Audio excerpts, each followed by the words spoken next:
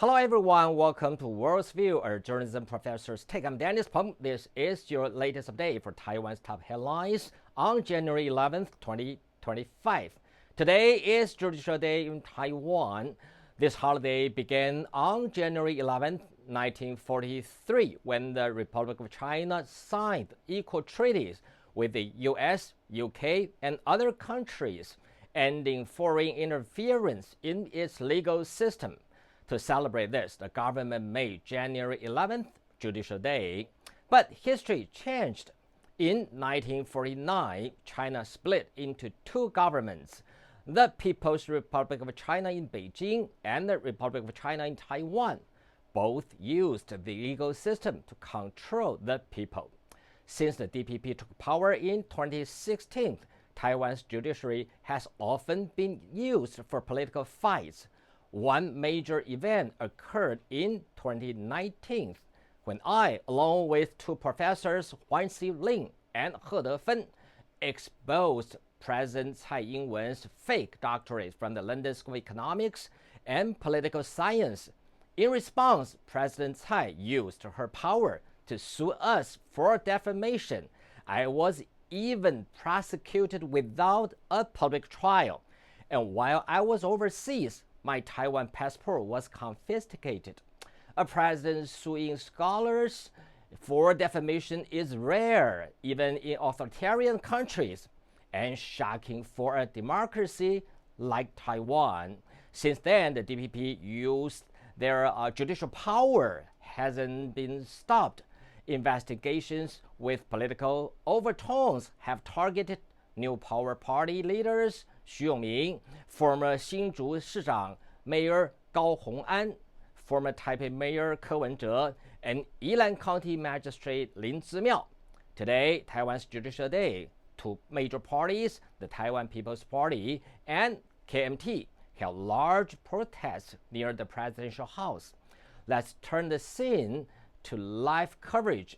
这场活动，我们要重新从民进党的手里把台湾人的定义重新拿回来，好不好？好，好不好？好，好不好？好。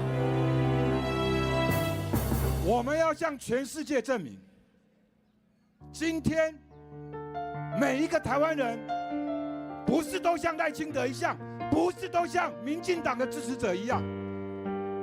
我们要证明，真正的台湾人。 我们心中的那个价值是什么？今天我们在这里的这一小步，会决定未来我们的国家要迈出什么样子的一大步，对不对？对。用常识我们就知道，柯文哲遇到的这个案子不是司法案件，他遇到的是政治迫害。大家说对不对？ 民进党常常说他们做过国民党的黑牢，但是这一次换成是民进党自己开法院，要让柯文哲来做黑牢。这一次当权者实在太过分了。今天我们一起来定国基，要定的。 就是那一只伸进司法的黑手，我们要用力的定。一次两次侦查庭的过程之中，当侦讯我的检察官说出上面只是一定要起诉高虹安，一定要起诉里面的助理，我那时候心真是冷了一半。我想说，天哪，为什么检察官可以说出这样的话？好，你敢说也没关系。 我们之后你真的起诉，我们就上法庭，让大家看清楚检察官是怎么对一般人民侦讯的。结果上了法庭之后，大家也知道我调了我的影片，我就发现我其他天的影片都是完整的，就只有那一天那一段那16分钟不见了。你们检察官直接违反了刑事诉讼法。 101条要全程录音录影，你们知法犯法在先，然后反过来指责被害人，说我们在带风向。我觉得以你们举的正义的大旗，你们没有一丝的愧疚，甚至也没有要道歉的意思。各位知道解严多久了吗？解严已经快30年了，对不对？台湾是民主的国家吗？解严以后应该是民主国家嘛，对不对？但是民进党执政以后是民主国家吗？我是个抵抗主义者，我不容许别人欺负老百姓。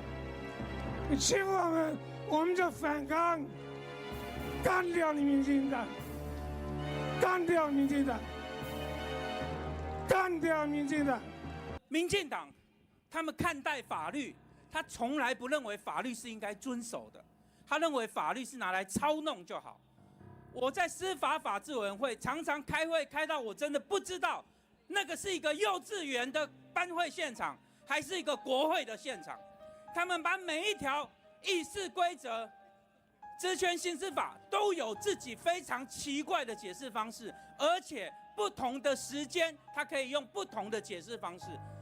法律对他们来说，永远不是遵守用的，是拿来操弄用的。所以今天，你敢站在我的对立面，我就用司法来处理你。